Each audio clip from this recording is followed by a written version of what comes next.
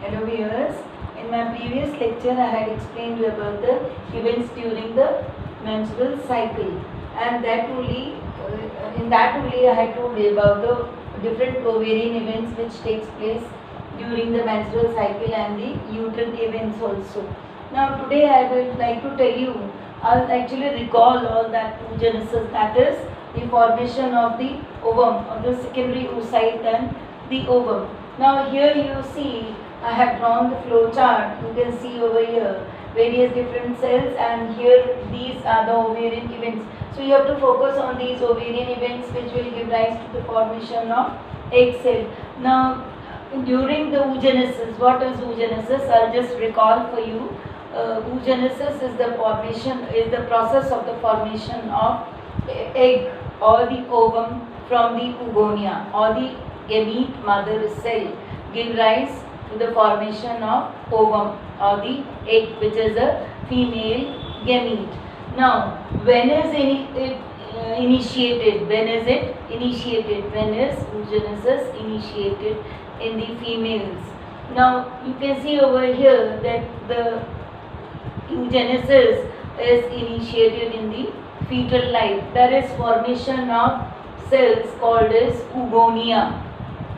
These oogonia, they are rounded mass of egg nest cells, they are diploid. These oogonia are a couple of millions of gamete mother cell or oogonia are formed in the fetal life of the human female, that is during the embryonical development. So a couple of millions of oogonia are formed in female when the female is in its fetal life, that is when it is in its mother's womb only. And these oogonia, they are rounded mass of egg nest cell and they are diploid. These are the diploid cells, and these oogonia actually they undergo the process of division. They undergo the process of division, and the process of the division then later on give rise to the primary oocyte. Now these cells, they get arrested at the meiotic 1 division, that is prophase 1. So here the division get temporarily arrested at the prophase 1 of the meiotic 1 division, and at this stage the cell form is the primary oocyte, which is also a diploid cell. Now this all events take place during the fetal life only. After the birth of the female child, only some of the, you can say around about 60,000 to 80,000 primary oocytes are left in the ovary. The rest of them, they regenerate. So at the birth of the female child, round about 60,000 to 80,000 of primary oocytes are left in the ovary of the female child. Now these primary oocytes, I told you, they are 2n, that is diploid cells. Now these primary oocytes, you can see over here, are also can give rise to the primary follicle cell. That is, here you see these are the egg nest cell, these are the egg nest cell or the oogonium. So these are the ovarian events which take place during the menstrual cycle. In my previous lecture I had explained you. Now I would like to tell you a little detail about these cells which get transformed from primary follicle to secondary and then to the tertiary follicle cell. Here you see these are the oogonia or the egg nest cell. Now this will develop into the primary oocyte. Now the primary oocyte will form the primary follicle cell by developing many granulosal cells surrounding it. So the primary oocyte forms the primary follicle cells inside the ovary by developing many granulosal cells surrounding it, and these later on get transformed into secondary follicle cell by developing the theca and many more granulosal cells, and this secondary follicle cell later on gets transformed into tertiary follicle cell, thereby developing a space or a cavity filled with a fluid called as this cavity called as antrum, and the fluid is called as liquor folliculi, and there is development of another new theca this way, outer theca, that is theca externa, and the inner theca, that is the theca interna as well as the antrum, which is filled with the fluid, is developed and it is surrounded by the granulosal cell, and here there is development of the secondary oocyte cell, and this tertiary follicle cell later on transform into Graafian follicle cell. Now this Graafian follicle cell ruptures by the stimulation of the maximum release of the LH, which is called as the LH surge. So at the LH surge, that means when LH reaches to maximum as well as follicle stimulating hormone reaches to the maximum, but here maximum release of the LH takes place, which initiates which stimulates the rupturing of the Graafian follicle cell and release of the ovum, that is ovulation.